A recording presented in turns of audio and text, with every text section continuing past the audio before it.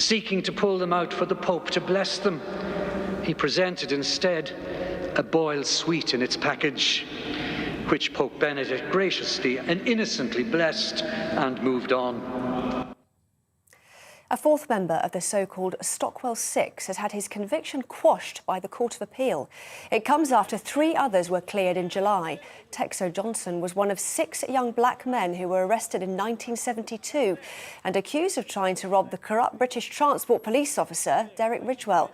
5 of them were convicted, despite telling jurors that police officers had lied and threatened them. At least 45 people, including 12 children, have died in a bus crash in western Bulgaria. 7 people who managed to escape are in hospital in a stable condition. The incident happened on a highway about 45 kilometres west of the capital, Sofia, in the early hours of this morning. It's thought the majority of passengers were tourists from North Macedonia. Bulgarian officials say the cause of the crash is not yet known. Kevin Spacey has been ordered to pay £23 million to the makers of House of Cards.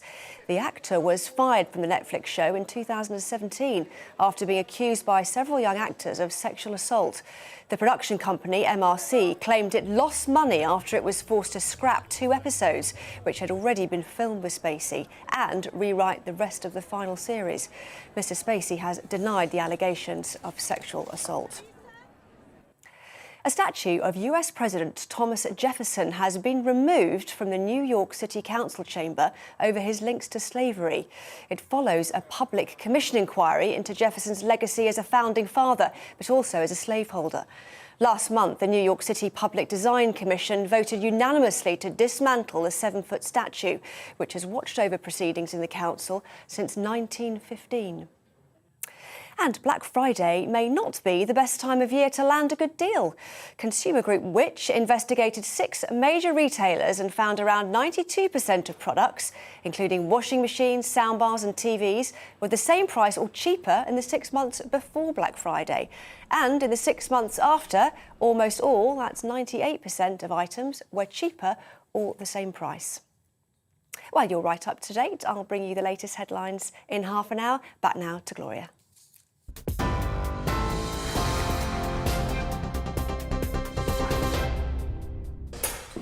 Hello everyone, good afternoon. Now coming up on the show today, 24 hours on from the Prime Minister's bumbling Peppa Pig themed speech to business leaders and a major rebellion over his social care reforms, we're asking, has Bojo lost his mojo?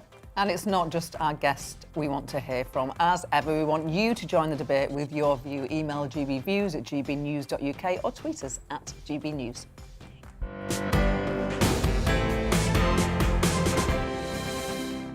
Oh, it's certainly been an eventful and potentially damaging 24 hours for Boris Johnson, in which his leadership has come under renewed scrutiny. Well, yesterday, yes, he was bumbling. He was bumbling through his speech. You can see him there, can't you? To business leaders at the CBI conference, in which he referenced Peppa Pig, compared himself to Moses and made engine noises. That's right, ladies and gentlemen. You couldn't make this stuff up. Then last night, there was an embarrassing rebellion from some of his MPs who voted against his flagship social care policy. The Commons approved cost-saving reforms for England that critics say will hit the poorest pensioners hardest. But the vote saw 19 Conservative MPs go against the government. And lots more vote. That all comes after the criticism the Prime Minister received for his handling of the Owen Paterson case, in which the former Tory MP was found to have broken lobbying rules. Let's hear some of that speech that the Prime Minister gave to the Confederation of British Industry Conference. Motoring correspondent, EVs may not burble like sucking doves, and they may not have that rum, rum, rah, rah that you love. Safer streets, with great local schools, with fantastic broadband. Forgive me. And Tony, yesterday I went, as we all must, to Peppa Pig World. I don't know if you've been to Peppa Pig World. Hands up anyone who's been to Peppa Pig World? Not enough. It's fantastic. I was a bit hazy what I would find at Peppa Pig World, but I loved it. And Peppa Pig World is very much my kind of place. But the real lesson for me going to Peppa Pig World, and I'm surprised you haven't been there, was about the power of UK creativity. Who would have believed Tony, that a pig that looks like a hairdryer, or possibly a sort of Picasso-like hairdryer, a pig that was rejected by the BBC, would now be exported to 180 countries with theme parks both in America and in China, as well as in the New Forest. Yes, well, that was either a complete and utter embarrassment or a piece of genius, because Keir Starmer also gave a speech, but no one's talking about that, are they? One thing you know with Boris for sure is that all of his special advisers are either grey-haired now or totally bald. Anyway, so how has all of this gone down with the voters? I went to the West End last night, that's right, not for the first time, to find out what shoppers thought about Boris Johnson's leadership. So Boris Johnson is well and truly under the cosh. He's got it all going on. There's a migrant crisis taking place in the Channel. We're all being asked to sign up to a big green agenda that as yet he's not bothered to consult us about. He's embroiled in sleaze. And then, of course, today as well, he was giving a talk at the CBI, during which he lost his place, spoke about Peppa Pig World and made car noises. So I'm going to ask, has Boris Johnson lost the plot? Boris Johnson never had the plot. So the thing is, Boris Johnson's a comedian. And he did excellent. When it's on I've Got News for You and things like that, he's hilarious. Yeah, he is. And he's entertaining and people like him. He's likeable. Yeah. But is he credible? No, I don't think he has. Good, why not? Why not? Why? Do you back him? Well, yeah, he's trying his best, isn't he? No one else is sort of coming forward, are they? Has Boris Johnson lost the plot, in your opinion? Definitely. Yeah? Why, specifically? He's just lost the voters' trust, hasn't he? He says one thing and does something else. Do you think he actually will end up clinging on? Yeah, because the opposition's nowhere near as good, and he won't hang on if he brings in another lockdown. That's what will be the death of him. I think his days are numbered, actually. Yes, I do as well. Sadly, because I had high hopes for him. So how exactly has he let you down? Well, he's just made so many blunders over the recent times. Do you think Boris Johnson's lost the plot, or are you still a fan? Or were you ever a fan? He never had the plot. No. You can't lose what you've never had. I never thought he had the plot to begin with, in fairness, but yeah, what particular part of the plot he did have, I think he's clearly lost. You actually think he will go anywhere? No, I don't think he'll go anywhere, because he literally is Teflon Man, isn't he? You know, he has got that bounce back ability that just never seems to fail him. So that was interesting. That was interesting chats. Yes, I like the great British public, just as well, really, I suppose. We're asking, has Bojo lost his mojo? And let's get the view from, and, you know, we might predict what he's going to say. He is a Labour MP. Steve McCabe is the MP for Birmingham Selly Oak and joins us. Steve McCabe, he lost his place in a speech. Are we all getting a bit carried away?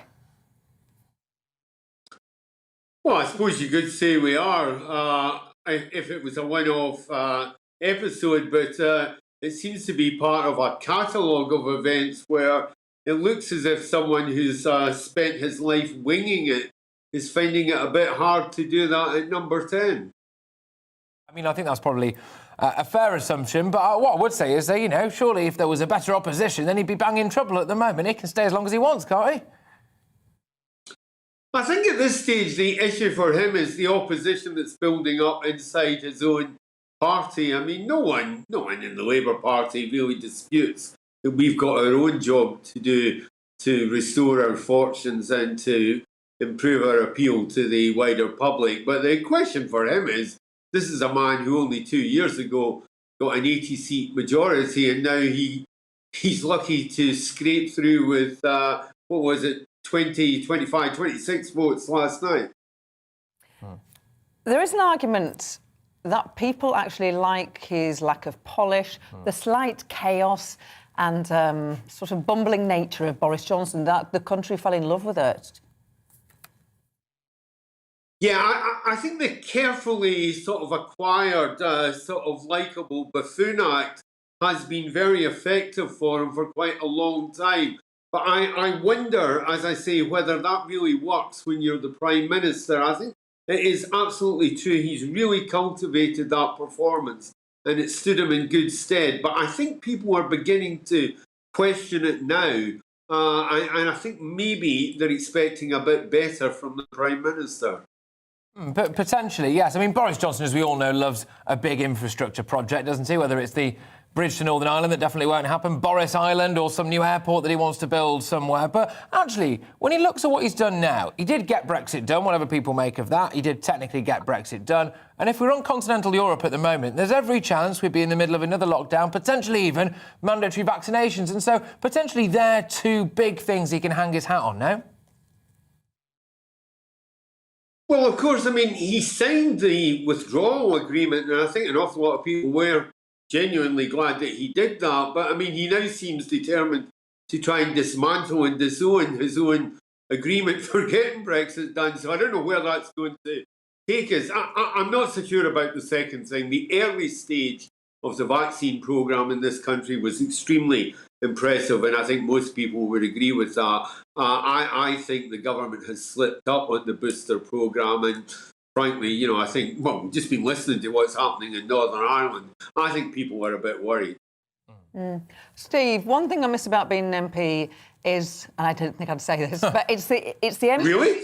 email inbox and also knocking on doors. That's what I didn't expect to miss. But it gives you a sense of which are really problematic issues and which are resonating. So of social care, of the number of migrants coming into Britain, of this sort of standard stroke sleaze fiasco, what's hitting him? What's coming into your inbox, or what are voters bringing up with you on the doorsteps?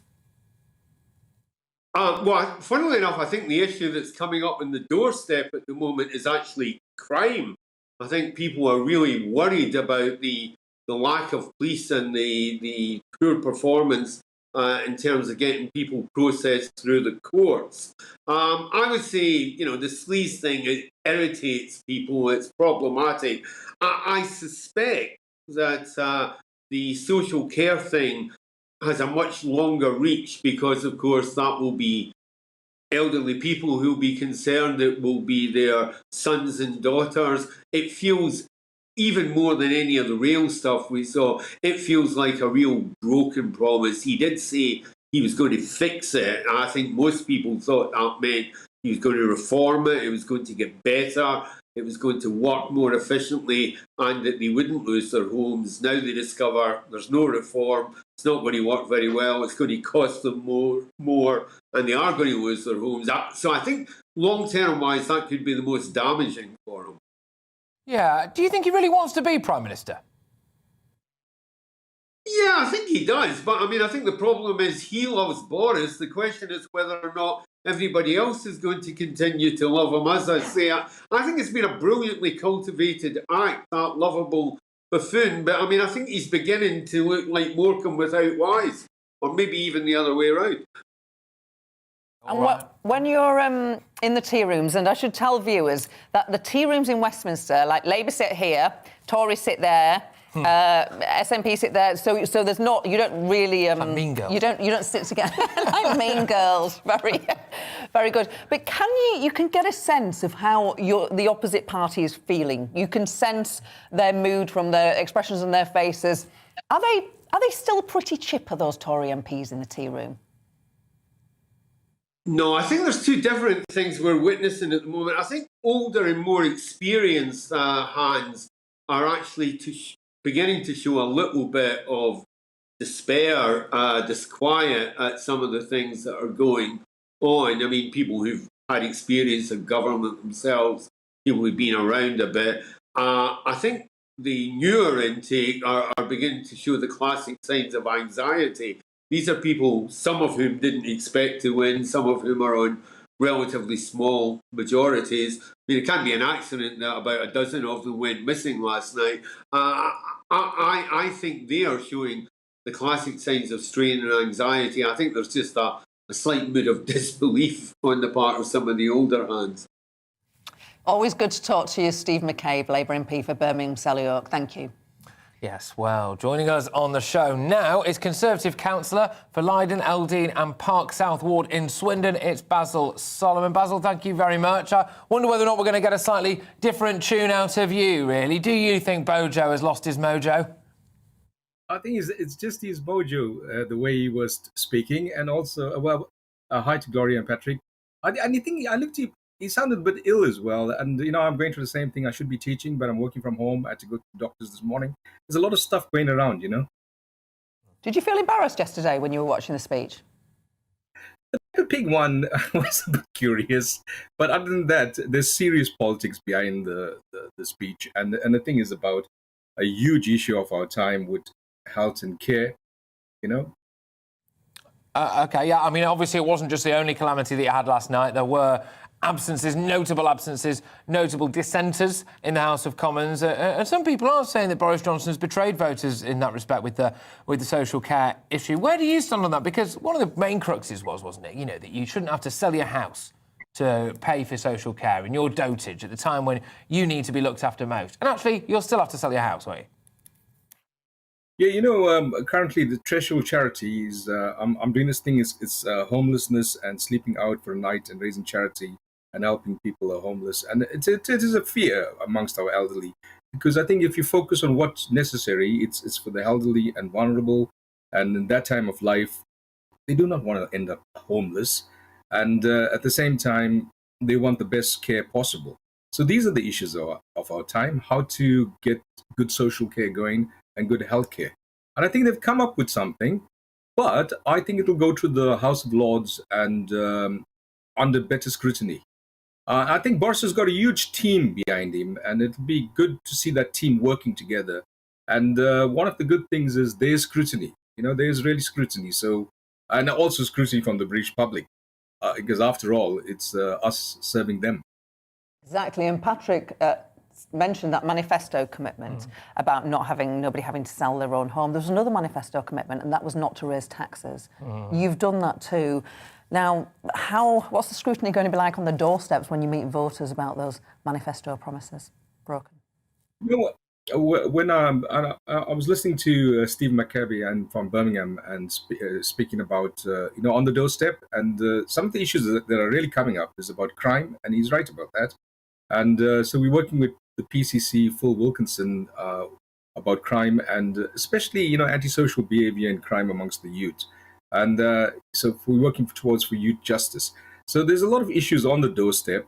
And the biggest problem, getting back to Boris Johnson's speech, is the higher taxation that goes towards social care and how national government needs to solve it for local governments. And that's the issue, that needs to be sorted out, really. OK, I mean, look, it's undeniable that Boris had the wind sucked out of his sails by the coronavirus crisis. In fact, it nearly killed him, actually, to be fair. But actually, there's loads of things, I think, now where maybe there's a little bit of buyer's remorse, especially in some of the red wall seats. I think everyone thought that Boris Johnson would want tighter borders. What's happening in the Channel is at record levels. I don't think Boris Johnson was anticipated to push a big green agenda. I said earlier, I'm pretty sure he'd drive a Hummer across the Arctic if you gave him a chance, really. And so there's a lot of things now, I think, where Boris Johnson maybe is a different man to the kind of person that people voted for. Is it not fair to say if there was a general election tomorrow, he'd lose seats? Because obviously we scrutinise all as we go along, and what I see is, well, he seems to have some sort of mojo, and people gel with him because he seems like just one of us. But there's a serious amount of politics that's happening in the background, and I think if you think about all the issues that sprung upon him, I don't think he anticipated, he'd be sitting in the worst time in history with the huge pandemic, the global pandemic. And as we're recovering from that, my concern is for the youth and, jobs for them. And also when I speak to people, as I said, youth voice, youth justice, and the antisocial and crime behaviors that we're looking at rehabilitation and prevention. So there's quite a lot of issues locally, and nationally people are talking, and obviously they want great leadership. I wish he'd spoken like Churchill rather than that Peppa Pig, to be fair. Basil Solomon, Swindon Conservative Councillor, thank you for joining us. Thank you for your time. Thank you. We want to know what you think about this. You can email in to share your views on gbviews@gbnews.uk. We've also started a poll on this over on the GB News Twitter page, and you can add your vote via GB News on whether you think Bojo has lost his mojo. Well, we'll be reviewing the results later on in the programme, so make sure that you stay with us for that. But up next, details of a damning report into how South Yorkshire police dealt with child sex abuse allegations. But just before that, it's time for your weather forecast. It's time to remind ourselves there's always another winter. Canary Islands sponsors the weather. Hi there. High pressure remains close to the UK, so dry for most with some sunshine today. But actually there is a lot of cloud, a bit more compared to yesterday in a few places. That cloud coming in around the top of the high, especially for northern parts of the UK, but also some cloud affecting eastern and southern districts as well. So sunshine a bit more limited compared to yesterday, but still some sunny spells about the Midlands into parts of East Anglia, southern England and South Wales. Otherwise a generally cloudy picture, the cloud thick enough for a few spots of rain and drizzle for parts of North Wales, northern and western Scotland as well, similar to yesterday really. Fewer showers for the far southeast, they'll tend to remain offshore, and temperatures around average for the time of year, 8 to 10 Celsius. Now heading into the evening, and the cloud tends to sink south somewhat. Where we do keep the clearer spells, fog will form, some dense fog patches in places. Where we get the cloudier skies, it will remain a bit milder and fog and frost free. But this weather front will sink south into northern and western Scotland, parts of Northern Ireland by dawn. A period of rain, nothing particularly heavy or prolonged, but it does clear the air to colder conditions following on for Wednesday itself. So we'll start off with that area of cloud and rain pushing into southern Scotland, the rest of Northern Ireland, arriving into northern England and North Wales by lunchtime. Further south, some dense fog about first thing, but otherwise it's a cloudy day for many, temperatures similar to today.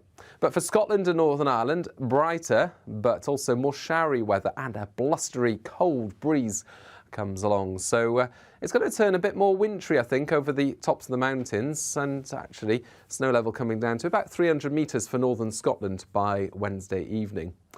It will tend to settle above 500 or 600 metres, and then the weather turns even colder later this week. It also turns much windier and more unsettled with rain and hill snow. Canary Islands sponsors the weather.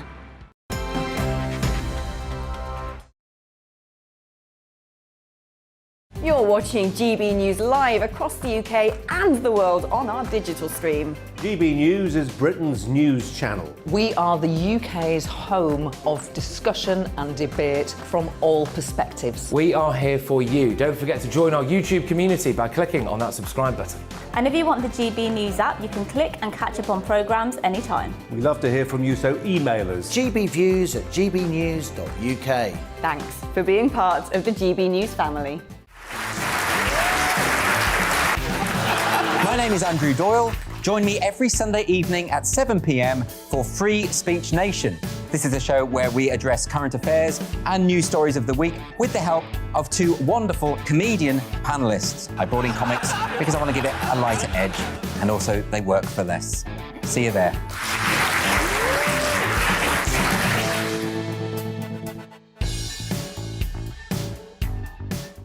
Join my show Farage, 7 p.m. till 8 p.m. Monday through Thursday, and there you will get opinion, analysis, debate, and I'll cover stories that nobody else dares to touch.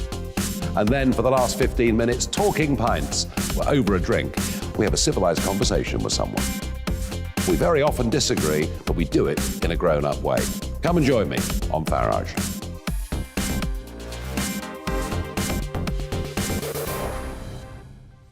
I'm Colin Brazier.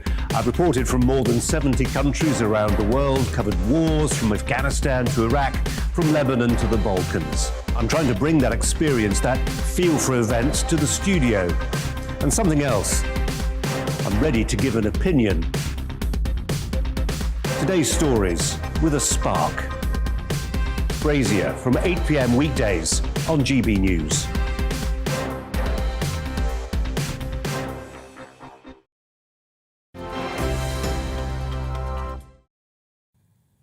Welcome back. Delighted to be joined by Patrick. Yes. Today, because Liam Halligan is in Northern Ireland. That is why Patrick is here. We're together. It's not today, tomorrow, and Thursday. We are indeed. Yes, we're going to make the most of it. Don't worry. This isn't a coup or anything. Liam's off in Northern Ireland doing his own thing. And your eyes shorter. Yeah. Yes. Remember, we want to hear your views on our main debate today as the Prime Minister's leadership comes under scrutiny We're asking, has Bojo lost his mojo? Get in touch with your view. Email gbviews@gbnews.uk or tweet us at gbnews. Yes, well, now, moving away from that just quickly, the police watchdog says that South Yorkshire Police must do more to support survivors of historic child grooming. An IOPC report out today said that although there have been improvements since 2014, there are still issues today, including underreporting of the number of crimes against children. Our Yorkshire and Humber reporter, Kevin Larkin, has the details and joins us from Rotherham. Kevin, tell us about the investigation and the report. Well, yes, good afternoon, Gloria and Patrick. Yes, Operation Linden it's called, and it looked at police conduct in 91 investigations between 1997 and 2013.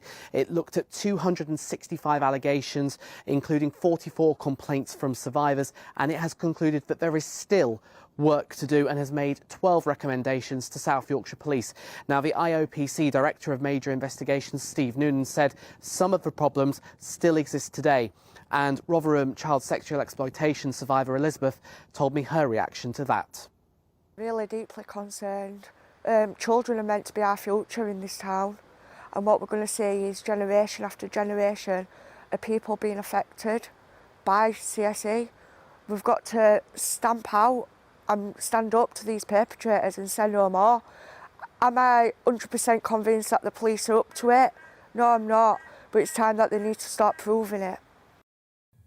Yeah, goodness me. Well, the IOPC says that South Yorkshire Police hasn't been recording sexual crimes correctly, even since 2014. Can you tell us a bit more about that then, please, Kevin?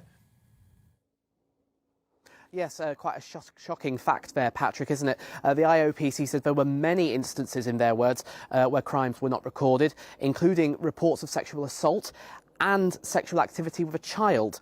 It says things have improved somewhat since 2014, but it says there are still, again in its words, significant under-recording of crimes committed against vulnerable children. And to give you another topic here, there's an issue around traffic cops. So when they stop a car by the side of a road and it's come in to South Yorkshire from another part of the country, the police are equipped with the right questions to ask, but the problem they have is that they can't access the data from other police forces, so they have no way of knowing whether the child in that car is in immediate danger or not. And Elizabeth was quite shocked by that. She says things haven't changed since she was abused. I was one of the children that went forward to the IOPC as an adult about being trafficked from Rotherham to Bristol. When I was in Bristol, when I got dumped, we got told it were a taxi service. The police are not a taxi service. And there was never no return to home interview or anything like that. So that does worry me, to be fair, with the trafficking of children. How are they finding safety? How are they being treated today? So we have those 12 recommendations that have been given to South Yorkshire Police. South Yorkshire's Deputy Chief Constable Tim Forber has said in a statement that they fully accept the findings, adding, "This is a journey of continuous improvement. There will always be more to do, and we have a determined focus on this complex area of crime." CSE remains an issue both in Rotherham and across the country. Kevin, I just want to say thank you for all the brilliant work that you have done and continue to do on this story. Thank you, Kevin Larkin. Yeah, absolutely. It's necessary. It's necessary journalism, so thank you very much for bringing it to us. Right, well, look, after this break, it's all about your opinion. So join the debate next on Piero and Halligan / Christys for a few days. But first, it's time for the latest news headlines.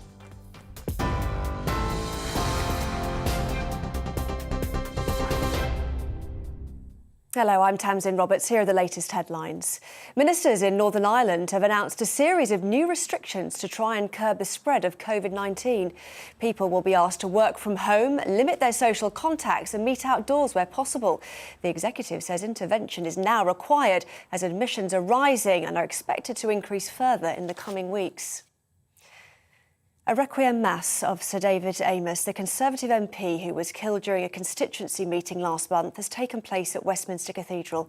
The Archbishop of Westminster led the service, alongside a representative from the Vatican, who delivered a special message from Pope Francis. The service follows the private funeral held in Southend yesterday. A fourth member of the so-called Stockwell Six has had his conviction quashed by the Court of Appeal. It comes after 3 others were cleared in July. Texo Johnson was one of 6 young black men who were arrested in 1972 and accused of trying to rob the corrupt British Transport Police officer Derek Ridgewell. 5 of them were convicted despite telling jurors that police officers had lied and threatened them. A statue of US President Thomas Jefferson has been removed from the New York City Council chamber over his links to slavery. It follows a public commission inquiry into Jefferson's legacy as a founding father, but also as a slaveholder. Last month, the New York City Public Design Commission voted unanimously to dismantle the 7-foot statue, which has watched over proceedings in the council since 1915. That's it for now. I'll be back with the main stories at the top of the hour.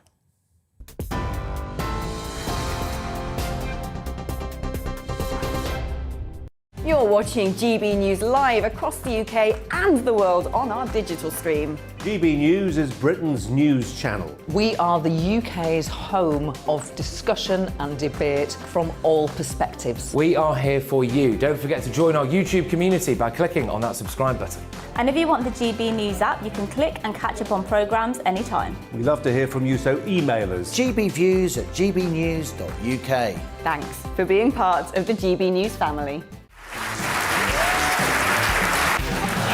My name is Andrew Doyle. Join me every Sunday evening at 7 p.m. for Free Speech Nation. This is a show where we address current affairs and news stories of the week with the help of 2 wonderful comedian panellists. I brought in comics because I want to give it a lighter edge, and also they work for less. See you there.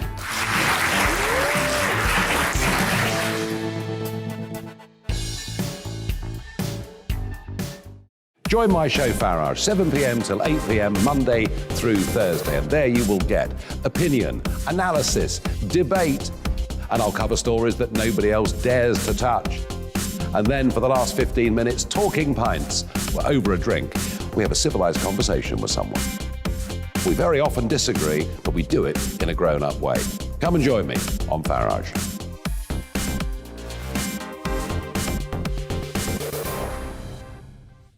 I'm Colin Brazier.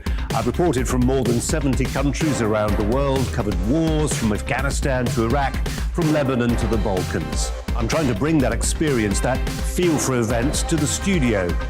And something else. I'm ready to give an opinion. Today's stories with a spark. Brazier from 8 p.m. weekdays on GB News.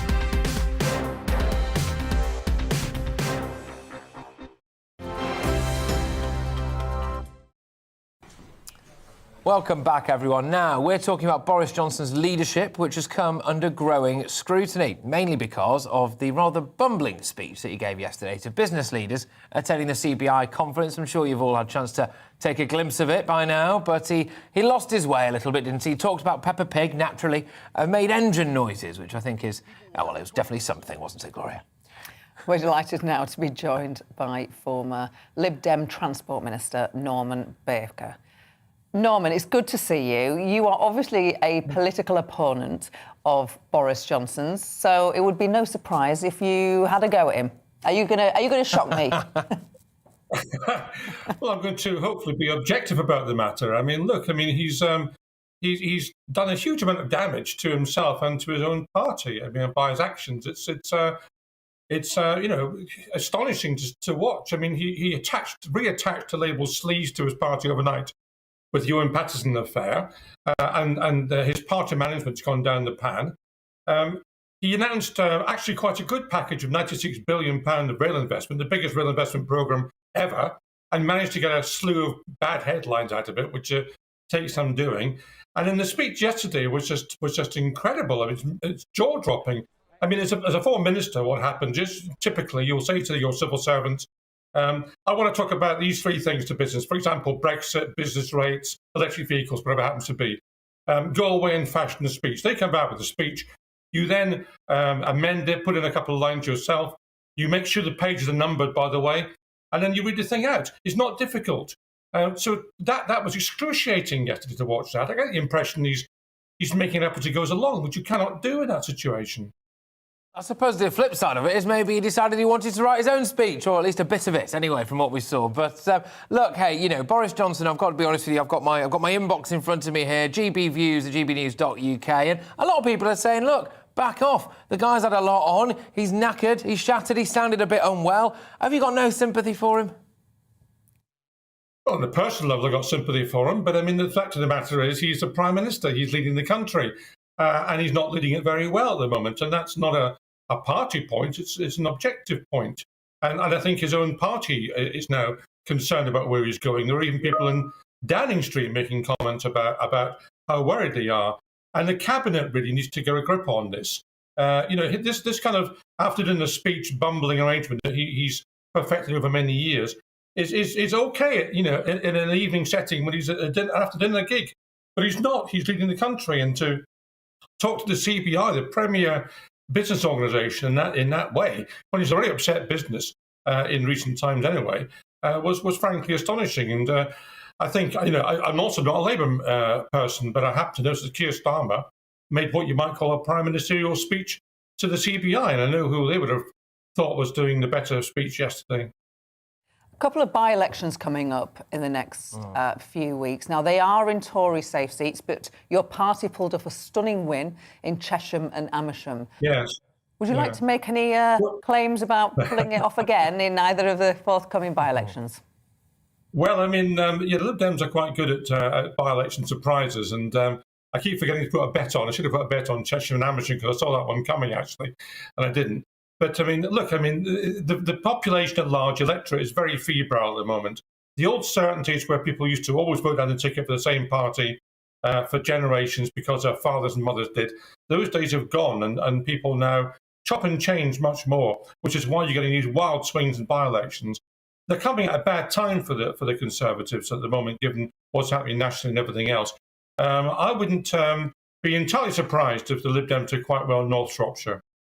OK, well, we'll have to watch We've got the clip, space. Norman. We've got the clip. Yeah, exactly. Didn't put a number on it. Didn't put a number on it, though, just in case. He's been around the block a few times. He knows the score by now. But, no, look, hey, I think a lot of people are saying, look, Boris Johnson, there's a question maybe of buyer's remorse from some members of the British public. I raised it earlier about the idea of maybe they thought they were going to get a different man.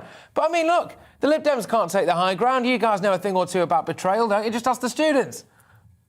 Oh, well, look, I mean, you know, every single party's got problems and had problems over you know, at any one time. You know, people in political parties are human.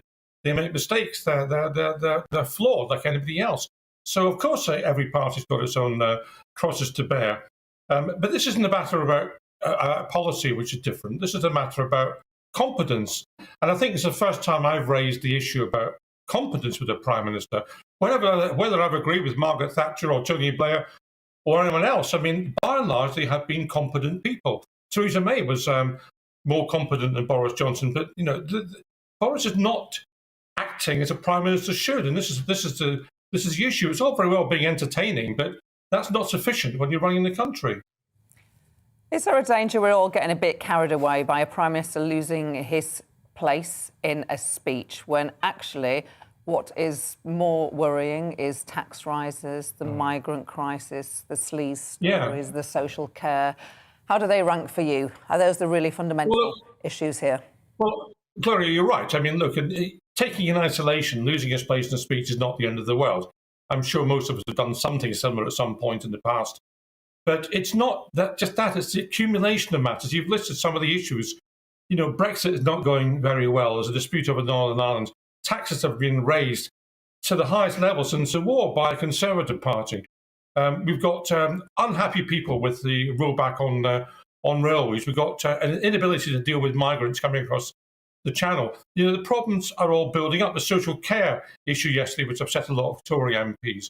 You know, it's one thing after another. And, you know, the fact that there's really a couple of bad weeks of Tories, and most of it comes back, I'm afraid, to Boris Johnson's door at number 10 Downing Street. Yeah, it's an interesting one, Norman, definitely. Look, I think it's all very well and good us talking about things like Sleaze, the Channel, the Green Agenda, all this stuff, and we have been, and we're right to raise that.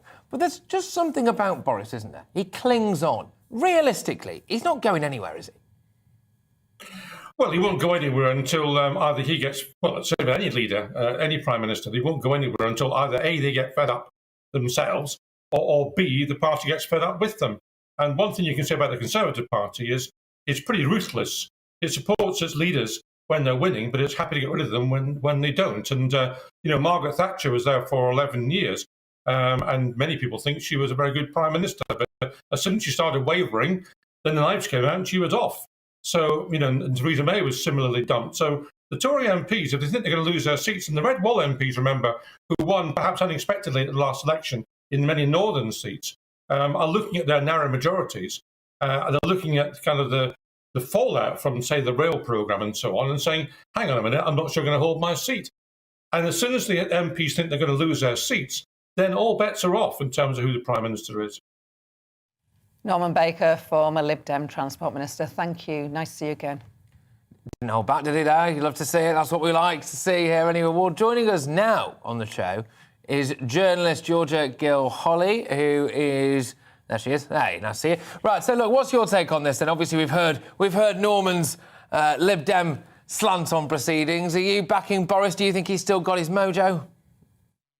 It depends what you mean. I think when we have stories like this, for example, the Peppa Pig comments, the very odd noises, him quite awkwardly pausing during the speech, it is bound to make headlines and bound to attract attention and cause speculation in the news cycle. But I think in terms of right now and going forward the next few months, I can't imagine, a situation where there'll be an actual leadership challenge. I think it's more about sort of quite embarrassing, cringeworthy incidents like this, which are not very prime ministerial. And then, as Norman was saying, building issues in the ranks of the Tory party over pushing through things quite narrowly in Parliament that they're not happy with. That lovely picture that. Well, at least he was enjoying himself then. The social care issue, the sleaze vote and the U-turn on that. Even thinking over a month now back to the getting rid of the £20 uplift to universal credit, that was quite controversial. So these kind of things that MPs will continue to vote for because they don't want to risk sort of, I guess, enraging the government, or in most circumstances, they don't want to risk, jeopardising their chance of promotion, etc. in future. I think if the government sort of tends to keep doing things like this, that they know that MPs, and let's face it, many constituents aren't particularly happy with, forcing it through narrowly because they know they can in their situation, it's not sustainable, forever, is it? But it doesn't necessarily mean that, Boris Johnson is going to come toppling down tomorrow or next week. Though I think there are genuine long-term concerns at play here. Georgia, you're a political journalist, and obviously a big part of your job is to speak privately to MPs, Tory MPs included, so-called off the record. Are we at the stage where they're dripping poison in your ear yet? Not me personally, though. I think it takes, a cursory glance at this morning's front pages to tell that with many national newspapers, that has been the case this morning, and also over the past few weeks. People absolutely enraged over what happened with Owen Paterson and obviously the subsequent U-turn. And then, of course, we had just today, a so-called senior Downing Street source. I believe they sort of changed it from Number 10 to Downing Street, which made a lot of people think, okay, it's probably someone at the Treasury, which, of course, would make sense because I guess it's sort of a historical, thing that there's a rivalry, I guess, the people with controlling the purse strings and then the actual leadership of the country politically. And I think we know sort of just looking at sort of things that have been leaked regarding Rishi Sunak and Boris Johnson over the past year or so, they have had conflicts, and it makes sense because Rishi Sunak does seem to be a bit more business-minded. We obviously know that Boris Johnson, even from his speech yesterday, he continues to sort of speak and act like a columnist. He speaks as if he's speaking to an event at the Spectator or the Telegraph. He seems to be sort of all over the place with the things that he says. He's not necessarily logical in the way he speaks. He's more sort of overly opinionated, but not in a necessarily constructive way. And I think, yesterday when I was watching that speech live, I just kept thinking, this is embarrassing. The way that he conducts himself, he just comes across as fundamentally unserious. And I think that when times are good or people, perceive them to be good. For example, a lot of people were very happy for him to be pushing for Brexit. I think people are okay with him sort of being jokey, but when the headlines are sort of not in his favour, we have rising cost of living, we've had the scandal, as I just mentioned, over the past couple of weeks. I just don't think it's a good look, to be honest. So while I wouldn't over-egg, what happened yesterday, I think it's just sort of one thing in a series of unfortunate events. Yeah, Georgia, and I think as well, for the first time, I've started getting a little bit drip-fed through to me about concerns about how he's perceived on the world stage, how he's perceived by other leaders, especially European ones. I suppose question marks over how much Boris Johnson will really care about that. But, Georgia, thank you very, very much. Georgia Gilholly there, political journalist, whizzing us through her take, anyway, on what's going on with Boris Johnson. Next on the show, delighted to be joined by former advisor to Theresa May and pollster James Johnson. James, so looking forward to talking to you. I was really excited that you were on the show today. You worked for Theresa May. I don't know if you worked for her when she made that conference speech, the coughing, the letters falling off the conference backdrop. But I'm sorry to remind you if you've forgotten to, James. But in the scheme of things, is making a bad speech or having a bad day making a speech, does anyone care for more than a day? Well, I definitely haven't forgotten that one since I was indeed at number 10 at the time. Although it was quite an interesting one with that famous Theresa May speech with the coughing. Massively negative reaction in Westminster, lots of MPs thinking about launching a strike. I went and did focus groups a couple of days after that, and I was the only person in number 10 positive about it, because actually the voters actually thought, well, that showed she was resilient, that showed she put up a fight, that showed she can take it through to the end. And I do think there's a similar gulf between where sort of Twitter, the commentariat are at the moment, and the MPs, in comparison to the public. Now, there's no doubt at all that some of Boris Johnson's shine since the vaccine rollout has certainly come off. His ratings have fallen, and people are just doubting a little bit whether he's the sort of the strong man who got Brexit done anymore. But in no way has this last few weeks been a brand-changing moment. It's not the end of the road for Boris Johnson with the public. They still retain a lot of sort of likability factor for him. They still think that compared to Keir Starmer, he's stronger. And also there's another aspect of it, which is that they sort of feel quite sympathetic still about the challenges that he's faced during the coronavirus pandemic. And that is acting, rightly or wrongly, as a bit of a reputational screen for Boris Johnson at the moment. So I think I would just say, yes, clearly things are not looking good. And clearly with the MPs, and that's ultimately who really matters at the moment at least, things are looking problematic for Boris Johnson. But in terms of the public, if it makes it to that election in 2024 or whenever it might be, I'm not convinced we've seen quite as big a sea change as we've seen on Twitter over the last few days. No, Twitter is not real life, and it's important that we all remember that, because otherwise real life would be a deep, dark cesspit. But how is it happening in the Red Wall? Because this is what really matters. This is where we could start seeing, the siege, really, of Tory rebellion start to grow. Are there Red Wall MPs now looking at him and thinking, hang on a minute, Boris, you might be about to cost me my job?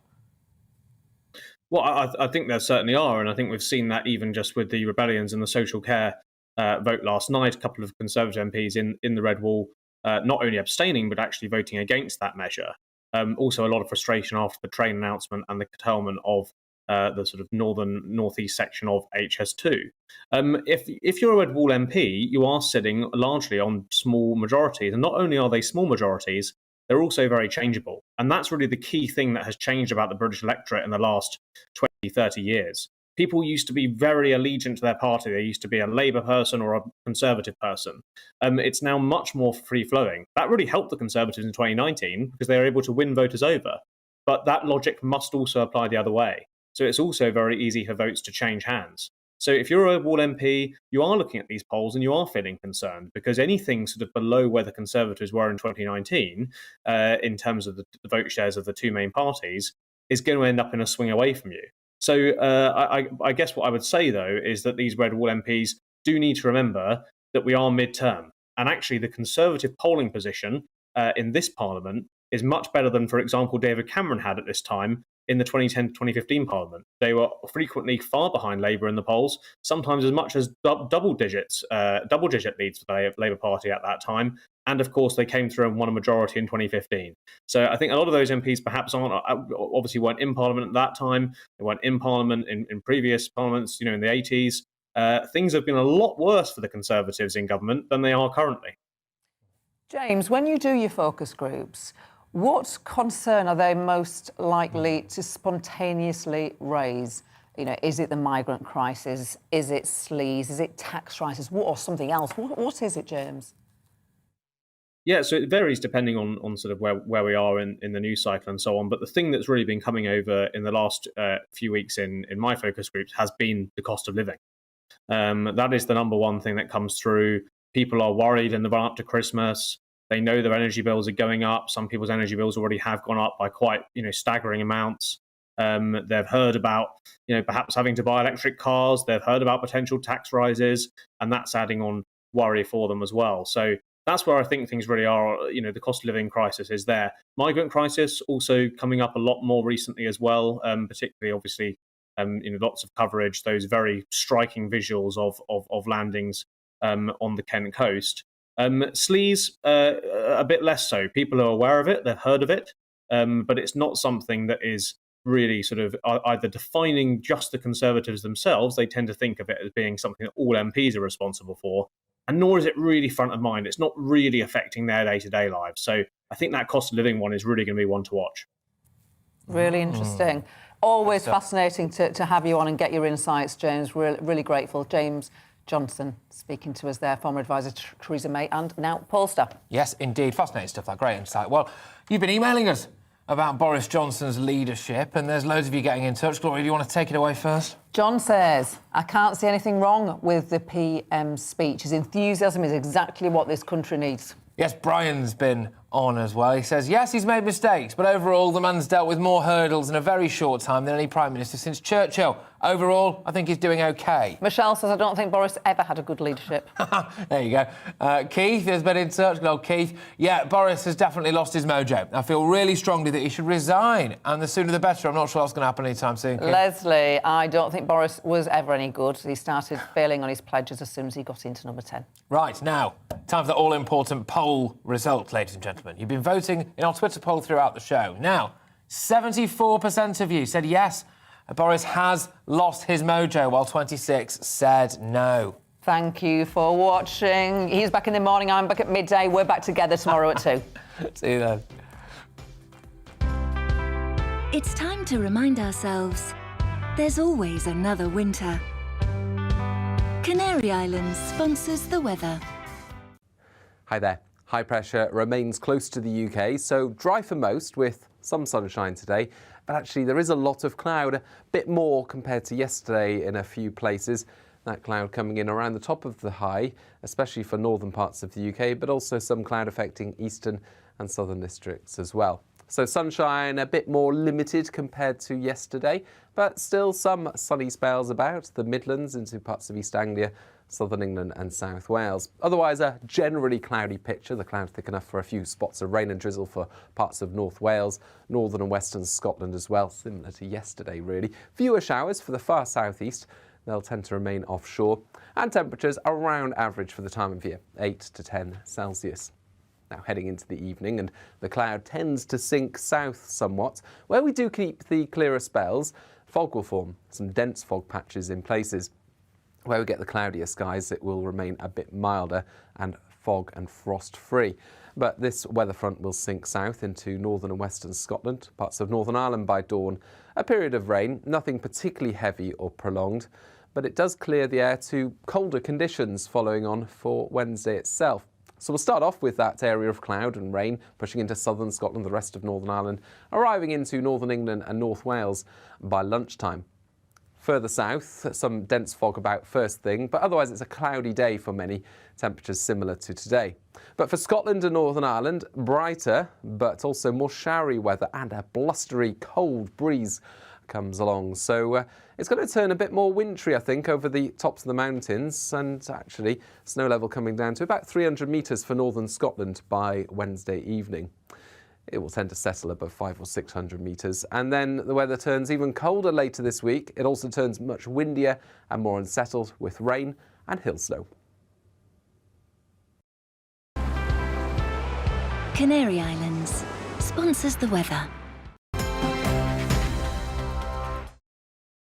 You're watching GB News live across the UK and the world on our digital stream. GB News is Britain's news channel. We are the UK's home of discussion and debate from all perspectives. We are here for you. Don't forget to join our YouTube community by clicking on that subscribe button. And if you want the GB News app, you can click and catch up on programmes anytime. We love to hear from you, so email us. gbviews@gbnews.uk. Thanks for being part of the GB News family. My name is Andrew Doyle. Join me every Sunday evening at 7 p.m. for Free Speech Nation.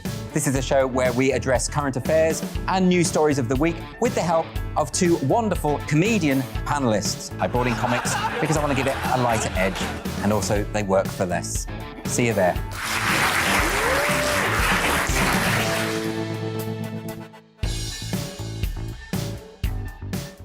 Join my show Farage, 7 p.m. till 8 p.m. Monday through Thursday, and there you will get opinion, analysis, debate, and I'll cover stories that nobody else dares to touch. And then for the last 15 minutes, talking pints. We're over a drink. We have a civilised conversation with someone. We very often disagree, but we do it in a grown-up way. Come and join me on Farage.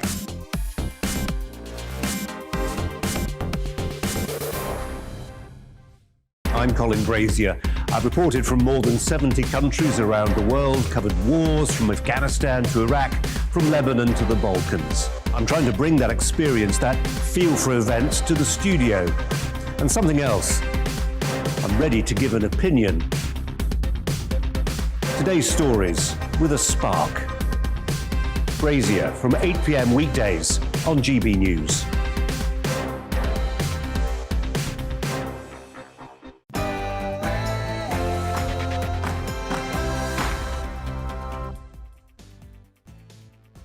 Afternoon, hello and welcome live from Belfast. We're here at the Titanic Centre in the capital of Northern Ireland. We're over the next hour here on the briefing on GB News. We're going to have special coverage looking at the politics in this province, but also protocol and prosperity as well. We'll be hearing from nationalists and unionists, from commentators and from a former Northern Ireland secretary. Also, we'll get the latest on the coronavirus restrictions that have been put in place potentially here in Northern Ireland. All that and much more in the next hour. But first, let's head back over to London for the news with Tasmin Roberts.